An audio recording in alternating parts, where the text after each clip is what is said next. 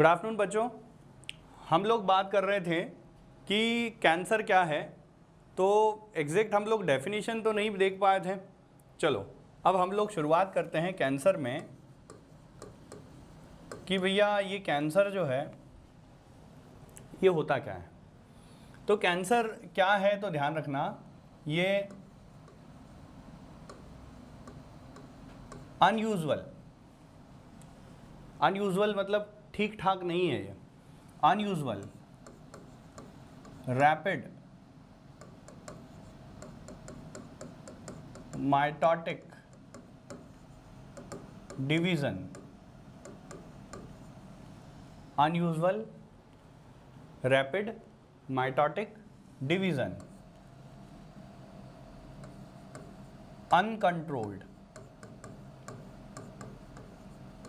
Uncontrolled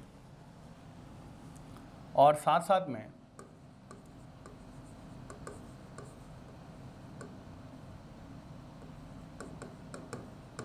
undifferentiated division is known as cancer. देखो unusual मतलब ऐसा जो ज़रूरत ही नहीं और हो गया, तो अनयूजुअल रैपिड माइटोटिक डिवीजन जो अनकंट्रोल्ड हो, अनमॉडिफाइड हो, उसे ही हम लोग क्या बोलते हैं, कैंसर। उसे क्या बोलते हैं, कैंसर। जैसे मान लो आपका बेटा ये एक लंग है, ये लंग, और इस लंग में क्या हुआ कि इस जगह पर ये ऐसे ग्रोथ करता गया और ये ऐसे ग्रोथ करके ये इतना पार्ट बना लिया, ये यहाँ पर ये पार्ट बन गया और इसे मैंने बोल दिया ट्यूमर। ये ट्यूमर है।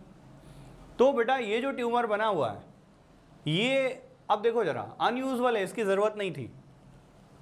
रैपिड माइटोटिक डिवीजन, बहुत तेज़ी से माइटोटिक डिवीजन हुआ। आपको पता माइटोटिक डिवीजन में एक सेल से दो सेल बनती, लेकिन बहुत तेज़ी से डिवीजन हो रहा है और अनकंट्रोल्ड है, मतलब हमारे कंट्रोल में नहीं है ये, मतलब होते ही जा रहा है, होते ही जा रहा है। और अनमॉडिफाइड का मतलब ये है कि ये लंग सेल नहीं है। ये जो बेटा बनी है यहाँ पर, these are not a lung cells, ये लंग सेल नहीं है बेटा।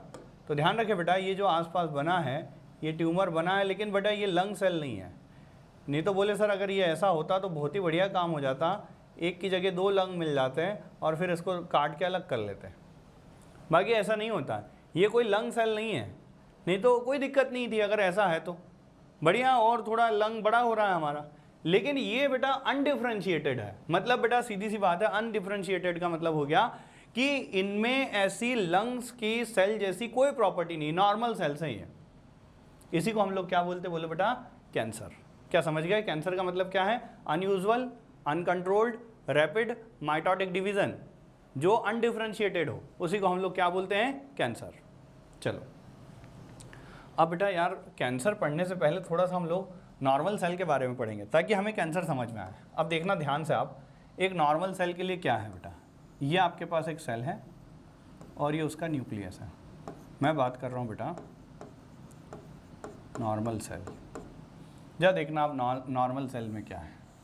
नॉर्मल सेल में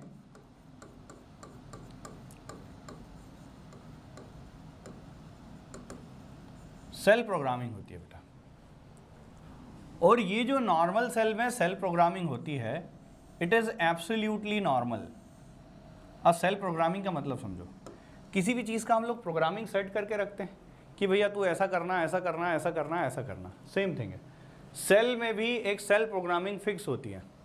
इसमें पता है क्या किया जाता है सेल प्रोग्रामिंग में, cell division normal, cell division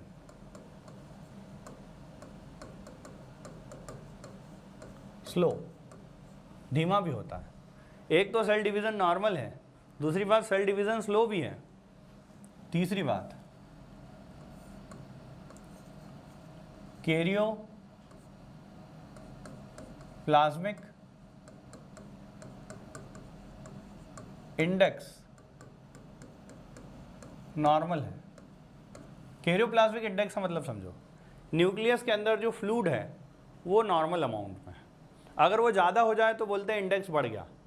तो एक नॉर्मल सेल में कैरियोप्लाज्मिक इंडेक्स भी नॉर्मल होता है। ठीक है, फिर और देखना आगे। जो एक नॉर्मल सेल होती है बेटा, उसमें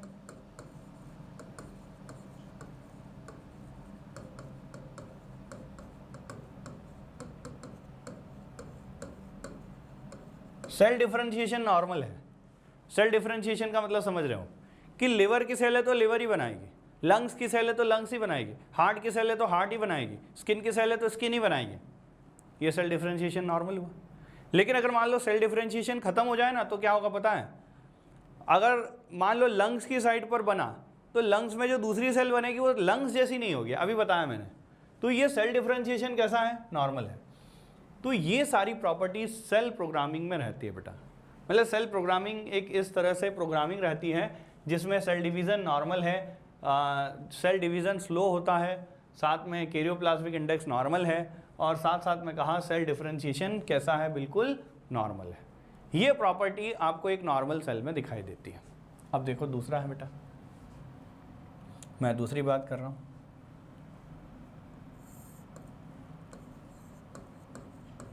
जीन्स। अब मैं जीन्स की बात कर रहा हूँ बेटा एक नॉर्मल सेल में। जीन्स के बारे में देखना,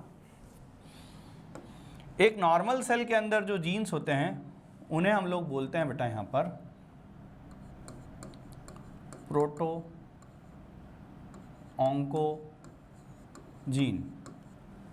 क्या बोलते हैं बेटा? प्रोटो ऑन्कोजीन, या इन्हीं को बोलते हैं हम लोग सेल्यूलर ऑन्कोजीन, या इन्हीं को एनसीईआरटी में लिखा हुआ है सी ऑन्क भी बोलते हैं। ये जीन है बेटा, कौन सा है? प्रोटो ऑन्कोजीन या सेलुलर ऑन्कोजीन या सी ऑन्क। सी ऑन्क क्यों है पता है? सी फॉर सेलुलर, ऑन्कोजीन या ऑन्क। तो ये जीन होते हैं बेटा, इनमें से कुछ भी आप बोल दो, या तो प्रोटो ऑन्कोजीन बोलो, या सेलुलर ऑन्कोजीन बोलो, या सी ऑन्क बोलो। ये होते हैं बेटा यहाँ पर जीन जो एक नॉर्मल सेल में आपको मिलते हैं। ये एक नॉर्मल सेल में मिलने वाले हैं।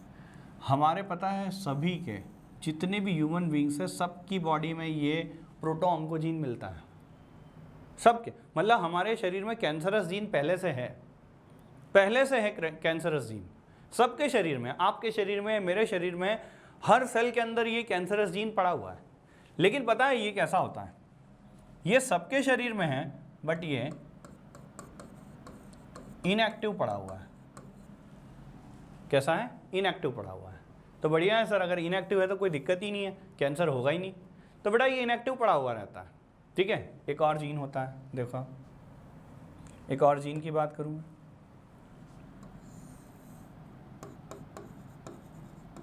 ट्यूमर सप्रेसर जीन, जिसको शॉर्ट में हम लोग लिखते हैं TSG, ट्यूमर सप्रेसर जीन। ये लो बेटा, ट्यूमर सप्रेसर जीन। और ये ट्यूमर सप्रेसर जीन पता है क्या करता है? ये एक्टिव रहता है, ये एक्टिव रहता है। कौन? Tumour suppressor gene. अब बताओ, अगर ये एक्टिव है तो ट्यूमर को सप्रेस करके रखेगा, भैया ट्यूमर बनना मत, बनना मत, बनना मत। ये जीन बार बार बोलता रहेगा। क्यों? क्योंकि ये एक्टिव है। और अगर एक्टिव है तो क्या करेगा पता है? ये काम करता रहेगा इसके ऊपर। किन के ऊपर? जरा देखो, ये काम करने वाला है बेटा यहाँ पर इन प्रोग्रामिंग पर, सारी प्रोग्रामिंग पर ट्यूमर सप्रेसर जीन काम कर रहा है कि भैया जब ज़रूरत हो तभी आना, अदरवाइज ट्यूमर मत बना देना। ये जीन हमेशा एक्टिव फॉर्म में रहता है। कौन? Tumour suppressor gene. अगर ये इनएक्टिव हो जाए तो गड़बड़। अगर ये इनएक्टिव हो जाएगा तो ट्यूमर सप्रेसर जीन इनएक्टिव, तो ट्यूमर बन जाएगा। समझ में आ रहा है? और देखो आप ज़रा, एक और होती है प्रॉपर्टी जो एनसीईआरटी में मेंशन है, ये भी सारी एनसीईआरटी में लिखे हुए हैं। एक और होता है बेटा जिसे हम लोग बोलते हैं यहाँ पर कॉन्टैक्ट इनहिबिशन प्रॉपर्टी। क्या है? Contact inhibition property. देखो ये कॉन्टैक्ट इनहिबिशन प्रॉपर्टी क्या है? इसमें कोई एक नॉर्मल सेल जो है बेटा, उस नॉर्मल सेल में ये प्रॉपर्टी होती है कॉन्टैक्ट इनहिबिशन प्रॉपर्टी, जिसमें क्या होता है in which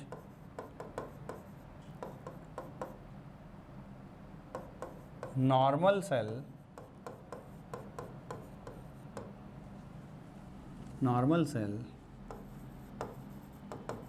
maintains cell programming. एक नॉर्मल सेल जो है सेल प्रोग्रामिंग को मेंटेन रखती है। मतलब समझो इसका मतलब क्या है, कॉन्टैक्ट इनहिबिशन क्या है, ये भी एनसीईआरटी में काफ़ी हद तक एक्सप्लेन किया हुआ है। देखो इसका मतलब क्या है, जैसे मान लो एक सेल है, ये नॉर्मल सेल है और इसके आसपास पता है और भी सेल्स हैं, ये आसपास सेल्स है बेटा। तो पता है ये जो सेल है ना, जो सेंटर पर पड़ी हुई है, ये चाहती है ये जो सेल पड़ी हुई है ये चाहती है कि सबको सप्रेस करके रखा जाए। इसी को बोलते हैं कॉन्टैक्ट इनहिबिशन। क्या बोलते हैं? Contact inhibition. ये लो बेटा कॉन्टैक्ट इनहिबिशन है। मतलब यहाँ पर ये सेल बार बार बोल रही है, ये वाली येलो सेल सबको, कि भैया सेल प्रोग्रामिंग मेंटेन रखना, कोई गड़बड़ नहीं करना। तो ये इसको कॉन्टैक्ट इनहिबिशन बोलते हैं, जो एक सेल दूसरी सेल पर शो करती है। मतलब ये रेड वाली येलो को भी बोलेगी तो येलो वाली रेड को भी बोलेगी। इस तरह से प्रॉपर्टी को हम लोग बोलते हैं कॉन्टैक्ट इनहिबिशन प्रॉपर्टी। तो यार ये प्रॉपर्टी जब तक है तब तक समझ लेना कभी कैंसर हो ही नहीं सकता। कैंसर की प्रॉपर्टी दिख ही नहीं सकती है। क्या क्या है जरा देखो आप। एक नॉर्मल सेल में सेल प्रोग्रामिंग नॉर्मल होती है। सेल प्रोग्रामिंग नॉर्मल है मतलब सीधी सी बात है, सेल डिवीजन नॉर्मल, और सेल डिवीजन स्लो होगा, कैरियोप्लाज्मिक इंडेक्स जो है नॉर्मल होगा, और सेल डिफरेंशिएशन कैसा होगा? नॉर्मल होगा। सब कुछ नॉर्मल है, जैसा चाहिए वैसा ही हो रहा है। साथ में यूं कहा कुछ जीन्स होते हैं, जैसे एक होता है प्रोटो ऑन्कोजीन, या इसको बोलते हैं सेलुलर ऑन्कोजीन, या इसे बोलते हैं सी ऑन्क। ये जीन ऐसा है जो हमेशा इनएक्टिव पड़ा हुआ है, एक्टिव हो जाए तो सब गड़बड़ हो जाएगी, भयंकर गड़बड़ होगी। इसलिए ये हमेशा इनएक्टिव पड़ा हुआ है। ये भैया हमेशा कैसा होता है बताओ बेटा? ये इनएक्टिव फॉर्म में, और जब जब ये इनएक्टिव होता है कभी कैंसर हो ही नहीं सकता। एक और चीज़ है, यहाँ पर होता है ट्यूमर सप्रेसर जीन। कौन सा होता है? टीएसजी। टीएसजी जो है बेटा ये ऐसा है, ट्यूमर सप्रेसर जीन ऐसा है जो हमेशा एक्टिव है और ये कोशिश करता है कहीं पर ट्यूमर ना बन जाए। ये मान लो यहाँ पर ये सेल है बेटा, इस सेल में यहाँ पर मान लो ये ट्यूमर सप्रेसर जीन है, तो ये सप्रेसर जीन क्या करेगा? हमेशा कोशिश करेगा कहीं ट्यूमर ना बनने दिया जाए। तो ये अगर ना बनने दिया है मतलब ये एक्टिव है, ये हमेशा दूसरी सेल को बोलेगा भैया ट्यूमर मत बना लेना। तो ट्यूमर सप्रेसर जीन कैसा है? एक्टिव है। और लास्ट में है कॉन्टैक्ट इनहिबिशन प्रॉपर्टी। ये प्रॉपर्टी ऐसी होती है बेटा कि जिसमें एक सेल दूसरी सेल को प्रमोट करती है नॉर्मल सेल प्रोग्रामिंग मेंटेन करने के लिए। लिखा हुआ है हमने, in which normal cell maintain cell programming. एक नॉर्मल सेल सेल प्रोग्रामिंग को मेंटेन रखती है। This property is known as contact inhibition property. क्या आपको ये पूरा समझ में आया? चार्ट क्लियर हो गया? कॉन्टैक्ट इनहिबिशन क्या हुआ वो क्लियर हो गया। तो एक बात, अगर आपके शरीर में सेल प्रोग्रामिंग नॉर्मल, दूसरा आपके शरीर में अगर मैं कहूँ कि जो ऑन्कोजीन है वो इनएक्टिव, तीसरा मैं कहूँ ट्यूमर सप्रेसर जीन वो एक्टिव, और अगर मैं कहूँ कि यहाँ पर कॉन्टैक्ट इनहिबिशन प्रॉपर्टी प्रॉपर है, ये चार प्रॉपर्टी हो रही है, तो बताओ सेल कभी भी कैंसर से सफ़र नहीं करेगी, सेल नॉर्मल रहेगी। आपको ये समझ में आया? क्लियर हुआ बेटा? अब देखना ध्यान से, मैं यूँ बता रहा हूँ कि अगर मान लो सेल प्रोग्रामिंग फेल हो जाए। अब बेटा ये तो एक प्रॉपर्टी मैंने आपको एक्सप्लेन कर दी है, ठीक है ना। अब मैं इसी में अगला पार्ट बता रहा हूँ पहले, लेकिन आप लिखना ज़रूर, ये पूरा लिख लेना, उसके बाद अगला फिर से वापस ये लिखना, और अब मैं जो एक्सप्लेन कर रहा हूँ उसको दूसरी बार में लिखना है आपको, है ना। अब जरा देखना क्या क्या बता रहा हूँ, देखो अब जरा। यार ये जो सेल प्रोग्रामिंग है, मान लो ये सेल प्रोग्रामिंग हो गई फेल। क्या हो गई बेटा? ये फेल हो गई। अब बताओ बेटा, अगर ये सेल प्रोग्रामिंग फेल हो गई तो बताओ सेल डिवीजन का क्या हुआ? सेल डिवीजन नॉर्मल नहीं रहा,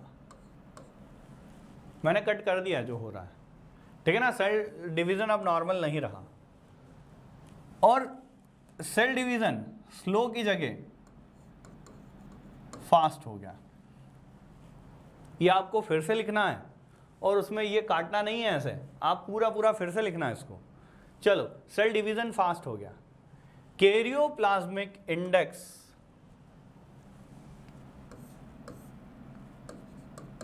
एबनॉर्मल हो गया, अबनॉर्मल हो गया। और सेल डिफरेंशिएशन भी अबनॉर्मल हो गया। ये लो बेटा, तो सेल डिवीजन नॉर्मल नहीं रहा, सेल डिवीजन फास्ट हो गया, कैरियोप्लाज्मिक इंडेक्स अबनॉर्मल मतलब बढ़ गया, और सेल डिफरेंशिएशन एबनॉर्मल है। मतलब अब उससे ऐसा नहीं कि लंग्स से लंग्स वाली सेल बनेगी, हार्ट से हार्ट वाली सेल बनेगी, लिवर से लिवर वाली सेल बनेगी, अब ऐसा नहीं रहा है।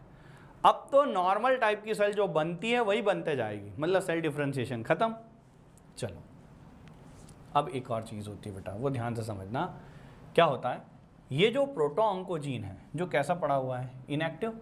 ध्यान से देखना बेटा, अब ये जो प्रोटोऑन्कोजीन जो कैसा पड़ा हुआ है, इनएक्टिव पड़ा हुआ है, इसमें होगा बेटा ऑन्कोजेनिक ट्रांसफॉर्मेशन। क्या हुआ बेटा, ऑन्कोजेनिक ट्रांसफॉर्मेशन। मतलब यहां पर हम लोग ये कहें कि इसमें ट्रांसफॉर्मेशन हो गया, ऑन्कोजेनिक ट्रांसफॉर्मेशन हुआ। और जब ये इन प्रोटो ऑन्कोजीन में या सेलुलर ऑन्कोजीन में या सी ऑन्क में जब ऑन्कोजेनिक ट्रांसफॉर्मेशन हो जाता है, तो उस केस में ये बेटा यहाँ पर, अब ध्यान रखना बेटा, अब जो है ये ऑन्कोजेनिक ट्रांसफॉर्मेशन होने की वजह से देखना अब क्या होगा, ये बेटा यहाँ पर, और अब देखना जरा क्या हो रहा है बेटा, ऑन्कोजेनिक ट्रांसफॉर्मेशन। इस ऑन्कोजेनिक ट्रांसफॉर्मेशन की वजह से प्रोटो ऑन्कोजीन कन्वर्ट हो जाता है ऑन्कोजीन। ये लो बेटा, प्रोटो ऑन्कोजीन किस में कन्वर्ट हो गया बता दो बेटा, तो ये प्रोटो ऑन्कोजीन कन्वर्ट हो गया ऑन्कोजीन में। अब क्या होगा पता है, ये जैसे ही प्रोटो ऑन्कोजीन ऑन्कोजीन में कन्वर्ट हुआ, या सी ऑन्क जो इनएक्टिव था वो एक्टिव हो चुका है। अरे देखो ना जरा, ये जैसे ही बेटा प्रोटो ऑन्कोजीन ऑन्कोजीन में कन्वर्ट हुआ ना, तो ये हो चुका है बेटा, अब भयंकर काम करने वाला है। क्या हो जाएगा, ये एक्टिव, ये एक्टिव हो गया। और अब जरा देखना, ये एक्टिव होने के कारण ही तो, इस एक्टिव होने के कारण ही तो ये हुआ, मतलब ये होने के कारण ये हुआ। समझ रहे हो, ये जो प्रोटो ऑन्कोजीन था वो इनएक्टिव पड़ा हुआ था, लेकिन उसमें क्या हो गया, ऑन्कोजेनिक ट्रांसफॉर्मेशन। और ऑन्कोजेनिक ट्रांसफॉर्मेशन हुआ तो वो जो ऑन्कोजीन है वो प्रोटो ऑन्कोजीन जो है वो कन्वर्ट हो गया ऑन्कोजीन में। ऑन्कोजीन कैसा है, एक्टिव है। ये एक्टिव है तो क्या करेगा, सेल प्रोग्रामिंग को फेल कर देगा। ये फेल हुई, सेल प्रोग्रामिंग फेल हो गई, और उससे ये रिजल्ट आएंगे। ये रिजल्ट मैंने पहले बता दिया, लेकिन होता पहले यहाँ से शुरुआत है। बोलो भाई, समझ में आया। अब एक और चीज़ देखो, ट्यूमर सप्रेसर जीन जो कैसा है, एक्टिव, से ये हो जाएगा इनएक्टिव। यार जरा देखो, एक्टिव से कैसा हो गया, इनएक्टिव। अब बेटा ये जैसे ही एक्टिव से इनएक्टिव हुआ, क्या ट्यूमर बन जाएगा, बन जाएगा। देख लो, जब तक एक्टिव था तब तक तो ट्यूमर बनने नहीं दे रहा था, लेकिन अब ये जैसे ही एक्टिव से कैसा हुआ, इनएक्टिव, अब क्या होने लगेगा, ट्यूमर फॉर्मेशन। और जब ट्यूमर बनने लगेगा और इधर से सेल प्रोग्रामिंग भी फेल हो गई, तो भैया सेल की तो ग्रोथ बहुत ज़्यादा होगी। और ज़रा देखो, कांटेक्ट इनहिबिशन प्रॉपर्टी कहेंगे बेटा यहाँ पर, कंप्लीटली लॉस, पूरी तरह से लॉस हो जाएगी। कौन सी, कांटेक्ट इनहिबिशन प्रॉपर्टी। अब वो भी लॉस हो गई तो सीधी सी बात है, क्या सेल दूसरी सेल को प्रमोट करेगी ऐसा कि भैया मत डिवाइड हो, मत डिवाइड हो, नहीं। अब तो बेटा कांटेक्ट इनहिबिशन प्रॉपर्टी खत्म, तो भैया सब अपनी अपनी सेल अपने अपने हिसाब से डिवीजन करना स्टार्ट कर देगी। इसी को तो हम लोग बोलते हैं बेटा कैंसर। क्या आपको समझ में आएगा, कैंसर क्लियर हुआ कैसे हो रहा है, ये जो है सारी प्रॉपर्टी क्लियर हुई।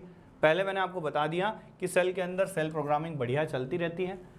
ये जो प्रोटो ऑन्कोजीन है या सी ऑन्क है या सेलुलर ऑन्कोजीन है, ये इनएक्टिव पड़ा हुआ रहता है, और ट्यूमर सप्रेसर जीन हमेशा एक्टिव रहता है और कॉन्टैक्ट इनहिबिशन प्रॉपर्टी चलती रहती है। लेकिन जब कैंसर हो जाता है तो प्रोटो ऑन्कोजीन कन्वर्ट हो जाता है ऑन्कोजीन में जो एक्टिव है और वो सेल प्रोग्रामिंग को फेल कर देता है और साथ साथ में ट्यूमर सप्रेसर जीन जो एक्टिव था वो इनएक्टिव हो गया और साथ में कॉन्टैक्ट इनहिबिशन प्रॉपर्टी अब सेल खो चुका है, वो दूसरी सेल को प्रमोट ही नहीं करता कि भैया सेल को तुम नॉर्मल रखो नॉर्मल रखो नॉर्मल रखो, अब कुछ नहीं है क्योंकि कॉन्टैक्ट इनहिबिशन प्रॉपर्टी भी खत्म हो गई है।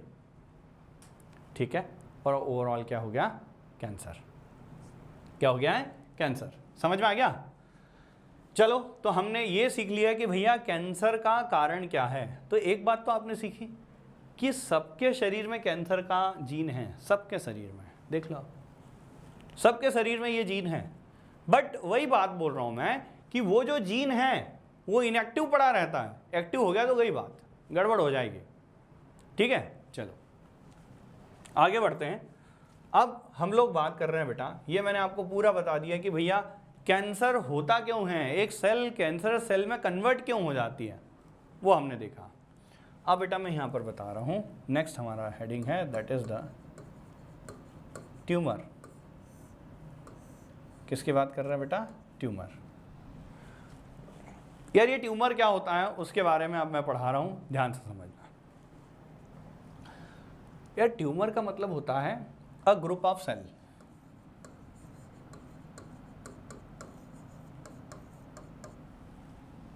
अ ग्रुप ऑफ सेल, ये सेल का एक ग्रुप है बेटा, जिसमें अब ट्यूमर को हम लोग दो कैटेगरी में डिवाइड करते हैं। ध्यान से समझना कौन कौन सा। एक ट्यूमर होता है बेटा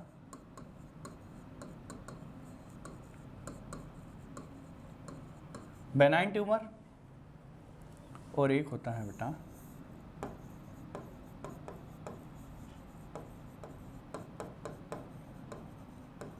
मैलिग्नेंट ट्यूमर। बोलो कौन कौन से दो ट्यूमर है? बेनाइन ट्यूमर और मैलिग्नेंट ट्यूमर।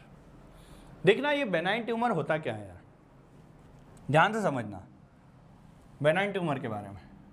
ये बेटा हमारे पास मान लो ये कोई है बेसमेंट मेम्ब्रेन, ये बेसमेंट मेम्ब्रेन है बेटा, और यहाँ पर ये सेल है बेटा, ये ऐसी सेल है, ये सेल है बढ़िया पड़ी हुई है, बढ़िया सब कुछ अच्छा चल रहा है, जीवन में सब बढ़िया है, पूरा परिवार हंसी खुशी से रह रहा है, सब कुछ ठीक चल रहा है जीवन में।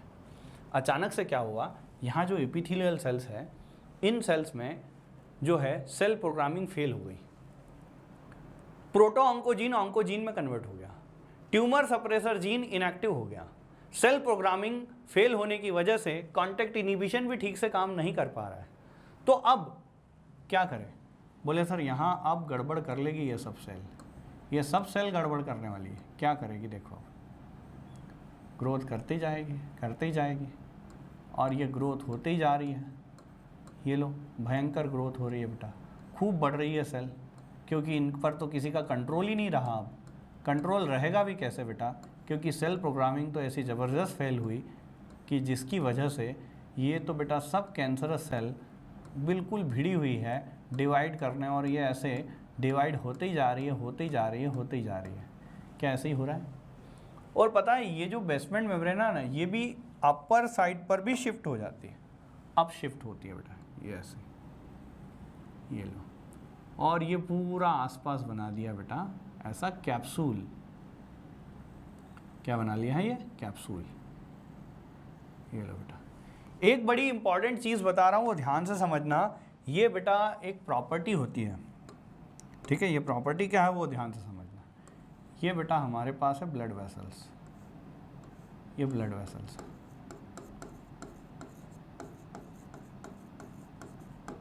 ये ब्लड वेसल्स क्या करती है पता है? ये इधर चली जाती है।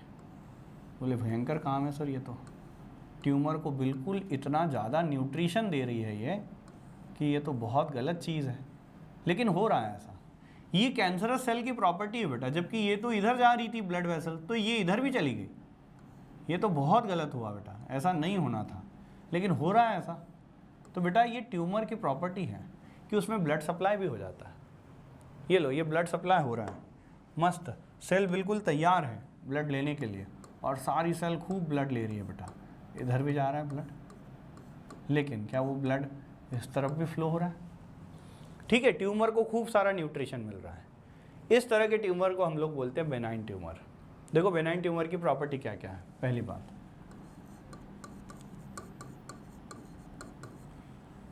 बात, क्या इसे हम लोग यूं बोल सकते हैं,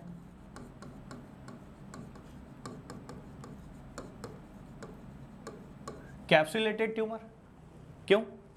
कैप्सूल से घिरा हुआ है, इसलिए क्या बोलेंगे, कैप्सुलेटेड ट्यूमर। दूसरी बात, इसे हम लोग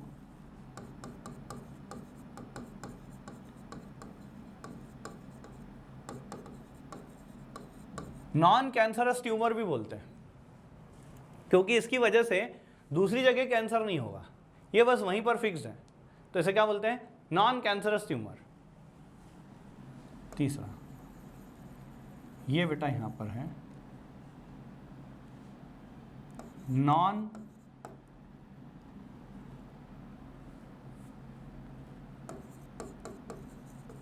स्प्रेडिंग ट्यूमर। ये फैलने वाला ट्यूमर नहीं है, क्योंकि एक ही जगह पर है, नॉन स्प्रेडिंग ट्यूमर है। और इसके अलावा नॉन मेटास्टैटिक ट्यूमर है। कैसा है ये? नॉन मेटास्टैटिक ट्यूमर है, मतलब एक जगह ही रहता है, ये फैलता नहीं। मेटास्टेसिस का मतलब होता है एक जगह से दूसरी जगह जाना, उसको मेटास्टेसिस बोलते हैं। लेकिन ये तो नॉन मेटास्टैटिक है ना, नॉन स्प्रेडिंग, स्प्रेड मतलब फैलना, तो ये क्या फैल रहा है? नहीं, तो इसलिए बोला नॉन स्प्रेडिंग या नॉन कैंसरस या कैप्सुलेटेड ट्यूमर। ठीक है ना? और ध्यान रखना, ये बेटा यहां पर क्या है, लेस लीथल, मतलब ये इतना लीथल नहीं है, इतना खतरनाक नहीं है, ये इतना खतरनाक नहीं है, आसानी से इसको सर्जिकली रिमूव किया जा सकता है। कौन से ट्यूमर को? बेनाइन ट्यूमर को। इसको ही एक और शब्द से लिखते हैं बेटा, इसको ही हम लोग कई बार बोल देते हैं नॉन मैलिग्नेंट ट्यूमर। क्या बोलते हैं? Non malignant tumour. तो इनमें से कुछ भी बोल दे तो आप समझ लेना, बोले सर आप तो एक ही बात कर रहे हो बस बेनाइन ट्यूमर के लिए। ये बेनाइन ट्यूमर की प्रॉपर्टी हुई। क्या सारी प्रॉपर्टी समझ में है? देखो क्या बोला, नॉन मैलिग्नेंट ट्यूमर, क्योंकि मैलिग्नेंट ट्यूमर ये रहा, तो ये नॉन मैलिग्नेंट हुआ। दूसरा, लेस लीथल, क्योंकि एक ही जगह है तो खतरनाक इतना नहीं है। कैप्सुलेटेड ट्यूमर, कैप्सूल से घिरा हुआ है इसलिए capsulated tumour. Non cancerous tumour, क्योंकि एक जगह ही है दूसरी जगह नहीं जा रहा है। नॉन स्प्रेडिंग ट्यूमर, मतलब ये स्प्रेड नहीं होता है। नॉन मेटास्टैटिक ट्यूमर, एक ही जगह रहता है दूसरी जगह नहीं जाता। ये तीन शब्द तो एक जैसे ही है। अरे आ रहा है, क्लियर हुआ? अब देखो ध्यान से, मैं बता रहा हूँ मैलिग्नेंट ट्यूमर के बारे में, ध्यान से देखना। अब ये मैलिग्नेंट ट्यूमर कैसा होता है उसके बारे में देखते हैं। यार भैया, जब हम लोग मैलिग्नेंट ट्यूमर की बात करें तो वो कुछ ऐसा ट्यूमर है, देखना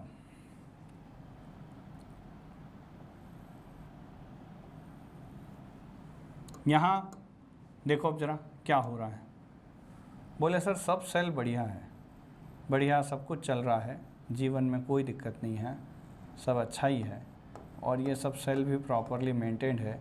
अचानक से cell programming fail, proto oncogene बन गया, और प्रोटो ऑन्कोजीन जैसे ही ऑन्कोजीन बना, सेल प्रोग्रामिंग फेल हो गई, कॉन्टेक्ट इनिबिशन ख़त्म हो गया, ट्यूमर सप्रेसर जीन इनएक्टिव हो गया, और उस वजह से अब बेटा यहाँ पर जो बेटा ये पार्ट है, ज़रा देखना आप ध्यान से, आप ये बेटा यहाँ पर है, ऐसा है। यहाँ पर भी पहले बता दूँ भैया ब्लड का क्या हुआ, ब्लड वेसल्स तो अभी भी फैली हुई है, ये रही मस्त ऐसी। पर अब बड़ी इंपॉर्टेंट चीज़ बोल रहा हूँ, ध्यान से समझना क्या होता है। ये ब्लड वेसल है बेटा, this is the blood vessel, ये ब्लड वेसल्स। अब ये खूब ब्लड फैला रही है और ये वापस ले जा रही है। अब पता है बेटा, ले जाते समय ध्यान से समझना। अब आप ये मान लो ये लाने वाली थी, ये लाई थी, अब ये ले जाते समय पता है यहाँ पर क्या गड़बड़ हो जाती है। देखो यहाँ कुछ ट्यूमरस सेल वो कट कर टूट कर अलग हो गई और ये इनके ब्लड वेसल्स के अंदर चली गई। यार ये तो बड़ा भयंकर काम हो गया कि ये तो एक जगह से दूसरी जगह जा रही है, तो सब पूरा जहाँ जहाँ जाएगी वहाँ सब जगह सेल प्रोग्रामिंग को फेल करते हुए ही जाएगी। और इधर जो है हम लोग ये कहें कि पूरी पूरी जो सेल है ये तो इधर से ये कैप्सूल से तो घिरी हुई है, ये ट्यूमर तो बना हुआ है, लेकिन इधर की तरफ देखना आप ज़रा, ये ट्यूमर क्या फट गया? जरा देखो, ये सॉरी कैप्सूल जो है ये फट गया, और ये कैप्सूल फट गया तो मतलब ये बेटा पूरा प्रॉपरली कैप्सूल नहीं है, तो हम लोग क्या ऐसे नॉन कैप्सुलेटेड बोलते हैं? क्या बोलेंगे? Non capsulated. तो ज़रा ध्यान से देखना, अब आप कुछ पॉइंट्स लिखता हूँ, आसानी से आप समझ पाओगे। देखो ज़रा, पहली बात, क्या ऐसे हम लोग मोर लीथल, क्या ये ज़्यादा खतरनाक है, ज़्यादा डेंजरस है? क्योंकि बेटा एक जगह से दूसरी जगह निकल रहा है, देख लो आप, शरीर में जगह जगह फैलेगा है। तो क्या हम लोग यूँ कहें बेटा इसको, ये नॉन कैप्सुलेटेड ट्यूमर है? कैसा है? Non capsulated. कैप्सूल बेटा ये फट गया ना यहाँ से, इसलिए इसको नॉन कैप्सुलेटेड बोल दिया। और बोलो बेटा, क्या ये कैंसर दूसरी जगह भी कॉज करेगा? तो क्या बोलेंगे इसे? Cancerous tumour. ये कैंसरस ट्यूमर है। पता है, इन कैंसरस ट्यूमर की वजह से जो न्यू सेल बनती है उन्हें बोलते हैं यहाँ पर neoplastic cell. Neoplastic cell, neoplastic cell बोल दिया नई सेल को। तो ये नियोप्लास्टिक यहां दिख रही है क्योंकि ये नई सेल दूसरी जगह भी जा रही है। और देखो, ये कैंसरस ट्यूमर है। क्या ये स्प्रेडिंग ट्यूमर है? स्प्रेडिंग ट्यूमर है। ये लो भैया, स्प्रेड हो रहा है, फैल रहा है ये। और बताओ क्या है ये? मेटास्टैटिक ट्यूमर है।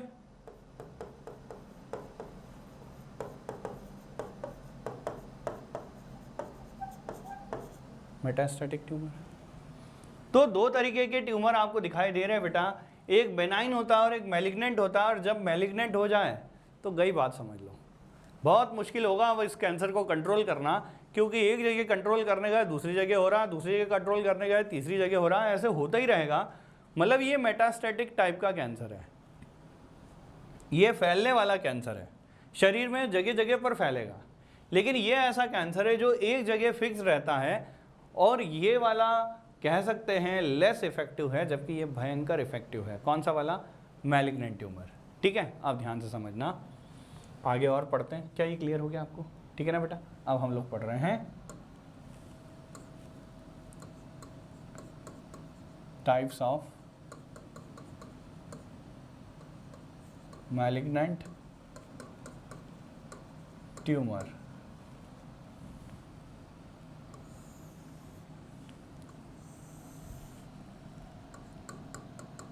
टिश्यू।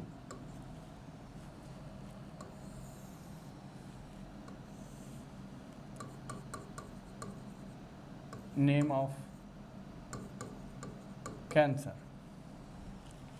अब मैं ये बता रहा हूँ मैलिग्नेंट के जो है, मैलिग्नेंट ट्यूमर में या मैलिग्नेंट कैंसर में कौन कौन से टाइप बन जाते हैं। जरा देखना अब आप ध्यान से।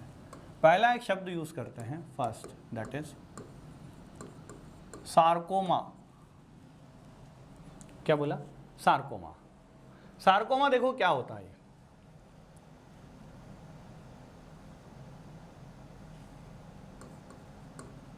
Cancer in connective tissue. Connective tissue में कैंसर हो जाए तो सार्कोमा। अब कनेक्टिव टिश्यू कौन से होते हैं? देखो, bone cancer, osteo sarcoma, muscles cancer, बोलो, मायो सार्कोमा। लिम्फ में कैंसर हो जाए, मतलब लिम्फेटिक टिश्यूज बढ़ जाए, तो उसे बोलेंगे लिम्फो सार्कोमा। समझ में आ रहा है? ठीक है। कनेक्ट, अरे ये सब कनेक्टिव टिश्यू तो है। बोन क्या है? Connective tissue. मसल्स क्या है? Connective tissue. लिम्फॉइड टिश्यू क्या है? Connective tissue. तो ये जो है अगर इनमें कैंसर हो जाए तो हम लोग सार्कोमा टर्म यूज करते हैं। जरा दूसरा देखना,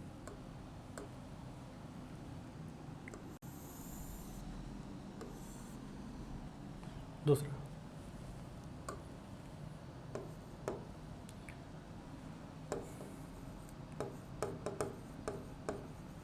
कार्सिनोमा। क्या है? कार्सिनोमा। कार्सिनोमा क्या है? Cancer in epithelial tissue. Epithelial tissue में कैंसर हो जाए तो कार्सिनोमा, और कनेक्टिव टिश्यू में हो तो सार्कोमा। अब जरा देखो आप यहां पर कार्सिनोमा में क्या, जैसे जैसे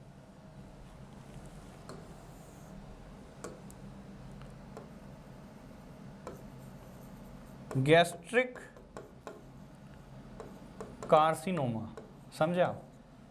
गैस्ट्रिक कार्सिनोमा मतलब स्टमक के एपिथेलियल टिश्यू में कैंसर हो गया तो गैस्ट्रिक कार्सिनोमा। या ब्रेस्ट कार्सिनोमा, ब्रेस्ट कैंसर। या ब्रेन कार्सिनोमा, ब्रेन के एपिथेलियल टिश्यूज में कार्सिनोमा। तो ये बेटा कार्सिनोमा। तो बताओ सार्कोमा, कार्सिनोमा समझ में आया? एपिथेलियल टिश्यू में कैंसर कार्सिनोमा, और कनेक्टिव टिश्यू में कैंसर सार्कोमा। एक और है,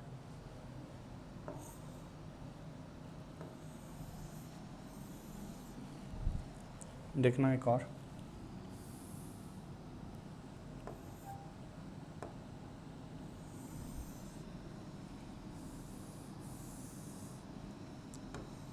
देखना अब एक और देखते हैं हम लोग। तीसरा यह है बेटा ल्यूकेमिया। समझते हो leukaemia? Blood cancer.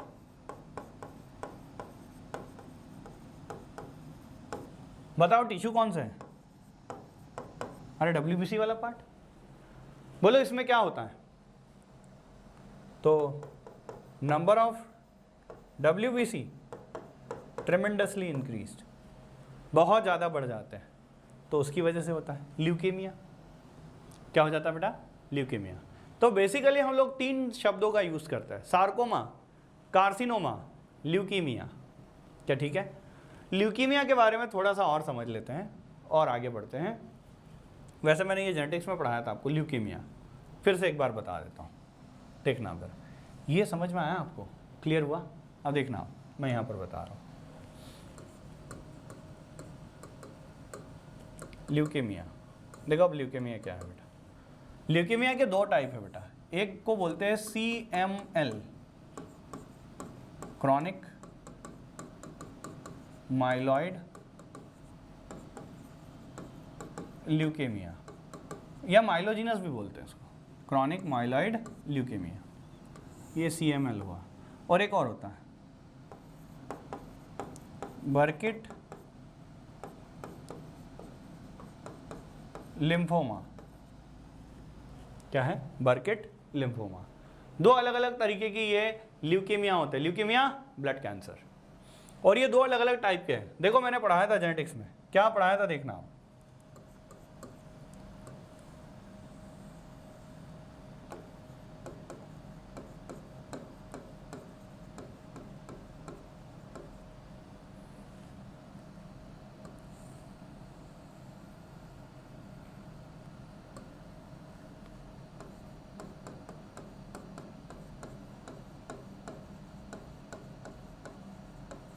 First chromosome, 9th chromosome और 21st क्रोमोसोम में आर्म्स में एक्सचेंज हो जाता है। इसे हम लोग बोलते हैं रेसिप्रोकल ट्रांसलोकेशन। क्या पढ़ाया था आपको? क्या बोलते हैं इसे, रेसिप्रोकल ट्रांसलोकेशन, और उसकी वजह से कैंसर हो जाता है। WBC का काउंटिंग खूब बढ़ेगा। इस 21st क्रोमोसोम को हम लोगों ने कुछ बोला भी था, फिलाडेल्फिया क्रोमोसोम, सब बताया था, फिलाडेल्फिया कंट्री का नाम भी लिया था, ठीक है ना, इसे बोलते हैं फिलाडेल्फिया क्रोमोसोम। नेक्स्ट देखना, तो CML क्यों होता है, क्योंकि 9 क्रोमोसोम और 21st क्रोमोसोम के बीच में रेसिप्रोकल ट्रांसलोकेशन हो जाता है, मतलब इसकी आर्म इधर और इसकी आर्म इधर आ जाती है, इस वजह से सब सेल प्रोग्रामिंग फेल, क्योंकि प्रोटो ऑन्कोजीन ऑन्कोजीन में कन्वर्ट हो जाता होगा, सब पता है आपको। अब दूसरा देखना, आप ल्यूकीमिया की बात कर रहा हूँ, हाँ सॉरी, बर्किट लिम्फोमा। बर्किट लिम्फोमा में देखो क्या होता है,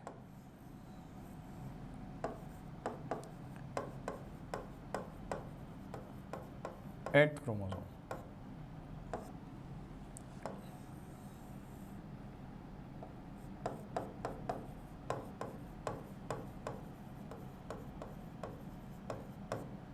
क्रोमोसोम। अब यहाँ क्या है कि 8th क्रोमोसोम और 14th क्रोमोसोम के बीच में फिर से आर्म्स का एक्सचेंज होने वाला है बेटा, क्या बोलते हैं इसे, रेसिप्रोकल ट्रांसलोकेशन। और यही यहाँ पर जो है रेसिप्रोकल ट्रांसलोकेशन की वजह से बर्किट लिम्फोमा हो जाएगा। ये भी ब्लड कैंसर का टाइप है। अरे भैया हम लोग क्या पढ़ रहे हैं, ब्लड कैंसर, और ब्लड कैंसर में 2 बता दिए मैंने, एक है CML और एक है बर्किट लिम्फोमा। चलो इतना समझ में आ गया आपको, ये मैंने आपको बताया कि ल्यूकेमिया के टाइप क्या हैं और उनका कॉज क्या है, ठीक है। चलो आगे बढ़ते हैं बेटा। अब मैं यहाँ पर बता रहा हूँ बेटा, अगली हेडिंग हम लोग लिख रहे हैं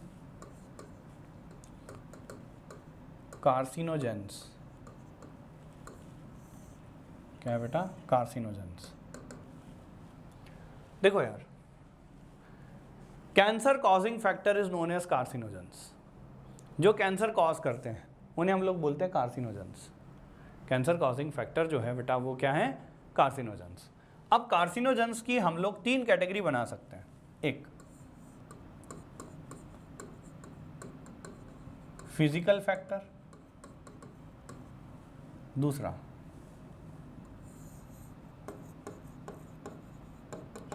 केमिकल फैक्टर, तीसरा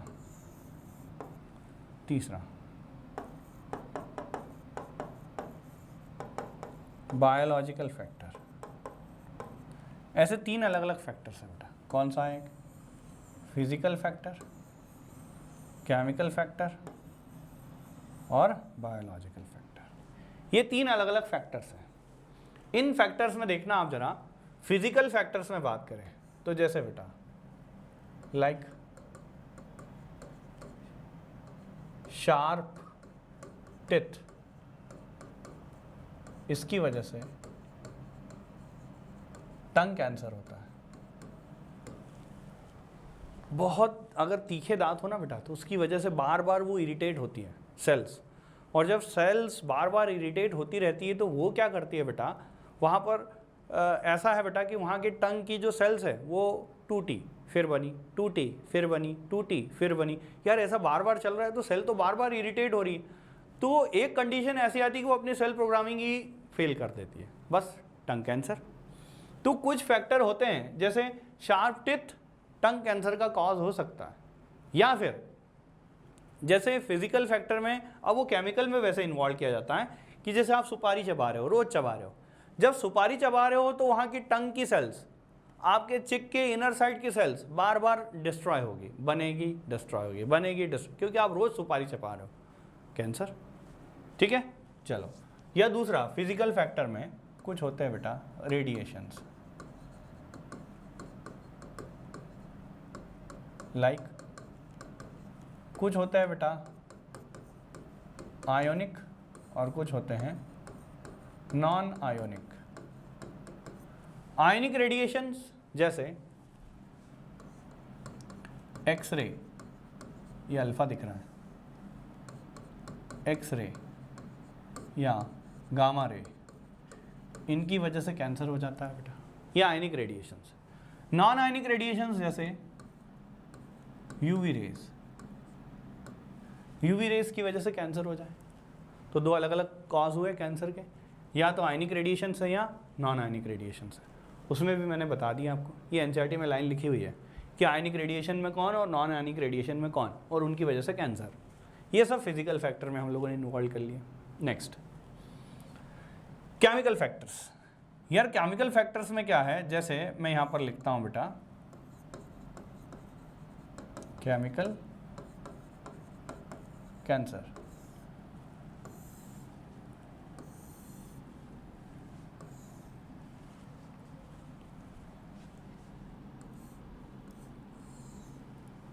देखना आप जरा केमिकल्स में कौन कौन से हो सकते हैं। तो बेटा जैसे पहला, फर्स्ट, कैडमियम। क्या है बेटा? कैडमियम। कैडमियम से होता है प्रोस्टेटिक कैंसर। अगर कोई डाइट में या फिर कोई ऐसा फैक्टर जो बार बार कैडमियम, जैसे मान लो कोई कैडमियम की फैक्ट्री में काम कर रहा है, तो उससे प्रोस्टेटिक कैंसर होने की पॉसिबिलिटी बहुत ज़्यादा है। दूसरा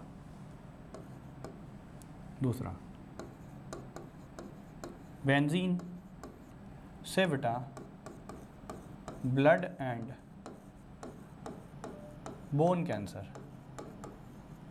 ब्लड और बोन कैंसर होने की पॉसिबिलिटी काफ़ी ज़्यादा है। बेंजीन, जैसे कोल्टार फैक्ट्री में कोई काम कर रहा है, डामर की फैक्ट्री में काम कर रहा है, डामर में बहुत सारा बेंजीन होता है, तो हो सकता है ब्लड कैंसर या बोन कैंसर की पॉसिबिलिटी हो। तीसरा,